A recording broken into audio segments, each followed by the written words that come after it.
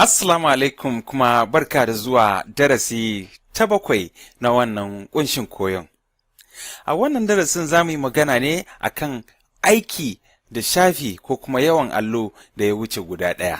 Saboda haka, bari mu garzaya fuskar na'ura domin mu ga abin da zai sawwaka. To, kamar yadda muke iya gani a fuskar na'urar nan tawa, na riga da na buɗe sabuwar aiki kuma na ba da suna wato sunan maza. Sai dai a tsarin da nake da shi, so nake kowace shafi ta samu bayani akan sunan mutum guda. To, ita Coreldraw ta bamu damar mu yi haka. Idan muka dubi ƙasa nan za mu tarar da cewa akwai alaman ƙari a nan sannan kuma akwai wata a nan. Da zaran na danna alaman ƙarin nan, zai haifar mana da wata sabuwar shafi. Idan na sake daɗawa, wato danna wannan, zai sake daɗa mana wato wata sabuwar shafin. To idan ina so in haifar da shafi wato a gaban wa'annan, na iya zuwa nan wato in danna, to za mu tarar da cewa mun samu ƙari a nan. Dama idan muna ƙara za mu ga fara ne a nan, amma kuma mun zo mun samu fara a tsakiya. To ma'ana cewar wannan da muka sa a nan ne sai ta sake haifar da wani a gaba. Idan na sake danna za ka tarar da cewa za mu samu wani sabon shafi wanda shi ne za ka ga fari a nan sannan za mu samu ta 5 a nan.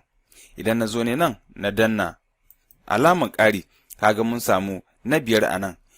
Don ya matsar da wa'annan ne sai dasa wani a nan a cikin ƙanƙanuwar lokaci. To, ka san idan kana aiki da shafi da ya wuce guda ɗaya, misali ina son yin rubutu da dama, to wata ran idan wannan shafin suka yi yawa, za ka iya a hargitse abubuwan ka gagara gane wacce ce wacce. To ita Coreldraw ta bamu walwala da izini yanda za mu iya ba kowace shafi suna. Bari nuna mana na za mu yi cikin sauƙi kuma ba tare da ɓata lokaci ba. Idan muka zo nan shafi na 1, idan muka yi right click sai mu zo mu sama nan sai mu ce rename. To bari in ba da sunan wannan shafin ya zama Musa. Ina cewa OK, za mu tarar da cewa a ƙasa muna da Musa. Idan na sake zuwa nan na yi right click sai na ce rename, sai na ce nan Abdul. Idan na zo ne na 3 sai na ce Ɗahiru.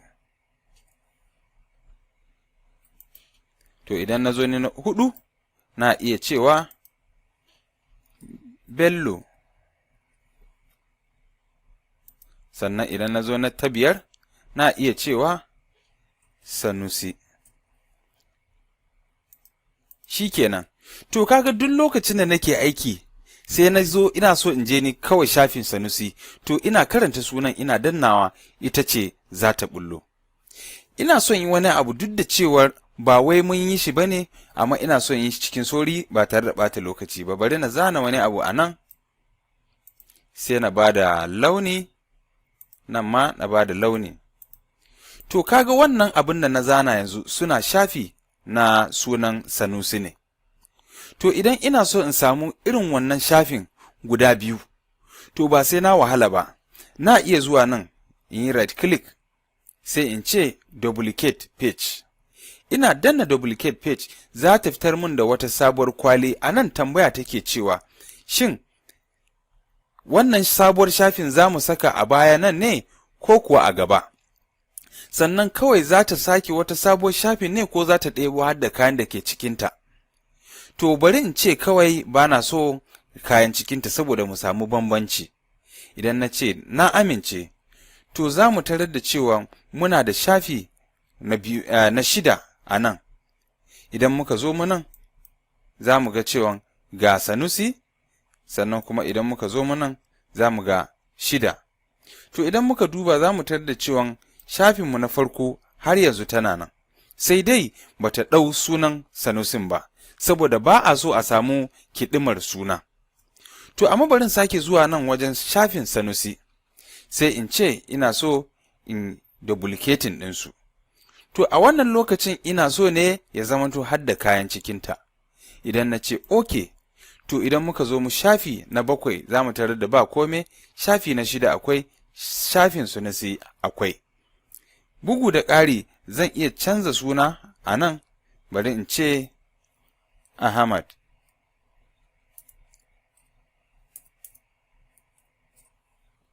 To idan na yi haka, to kaga an kammala.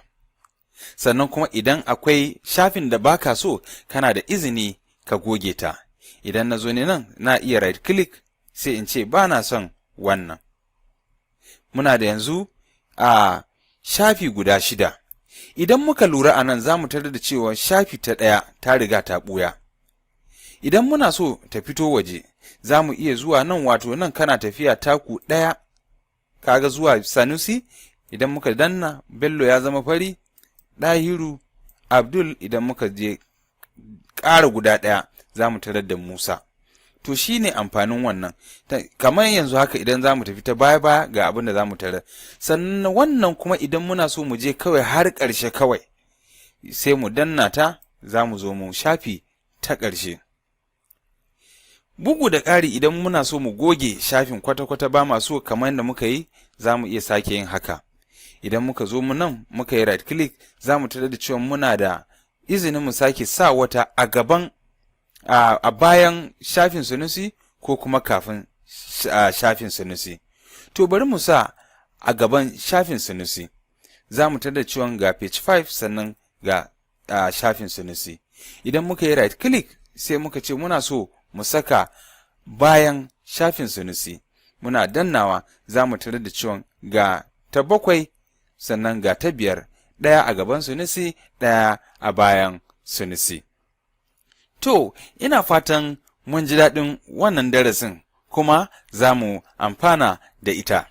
Sai dai, kafin mu rufe, so nake yin faɗi wani abu muhimmiya a nan, wato sashin ma'auni. Na san ba zai ja mana lokaci ba. A duk lokacin da kake aiki, kana kunna fuskar na'urar za ka tarar da cewa akwai ma'auni da ka tarar da ita. To, Coreldraw ta baka izini ka canza zuwa ra'ayin kanka. Idan muka dubi fuskar na'ura za mu tarar da cewa nan milimita ne, sannan milimita a nan. To, duk abin da muke yi, harkokin da muke a nan za mu ga wato milimita. To, kana da izinin ka canza daga milimita zuwa inci da sauransu. To, don sanin ya za a yi, sai ka zo ka nan, sai ka ce inci. To, kaga nan duk abin da za mu haifar a nan ya zama maganan inci. Idan muka zo mu nan kuma muna da picas, sentimita har kilomita akwai. Saboda haka ina fatan mun ji daɗin wannan darasin, sai dai ban manta da abu guda ɗaya ba. A yayin da kake aiki da shafi wanda ya wuce guda ɗaya, akwai setin da za ka yi wanda za ka gaya wa ita Coreldraw cewa duka abin da zan na yi shafin girmansu su zama iri ɗaya.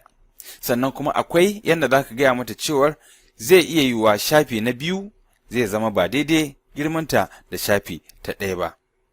Domin mu san yadda za a yi wannan, za mu nufi fuskar na'urarmu sai mu dubi wannan. Idan muka lura, wannan ya nuna mana cewa duk abin da za mu yi shafinmu iri ɗaya ne. Idan muka zo mu nan muka danna nan, wato mun gaya wa ita Coreldraw cewa shafin da zai iya zuwa nan gaba ba zai zama daidai da wannan ba. Kamar yadda muke iya gani dai muna da dai A4. To yanzu idan na ce bari in ƙara, duk da dai muna da A4, amma yanzu idan na zo na canza na ce na koma leta, to nan gaba idan na zo na nan na sake ƙarawa, to kaga ya koma A4 bai koma leta ba. Amma duk lokacin da ka barta a wancan setin, wato wannan kenan, to duk wata shafin da ka sake haifarwa girmanta zai zama guda ɗaya. To ina fatan yanzu muna gane cewar duk wata abin da idonka ka iya gani a Coreldraw, insha Allahun kuma kana da haƙuri, zan koya maka yadda za ka yi wannan filla-filla. Mu haɗu a darasi na 8. Na gode.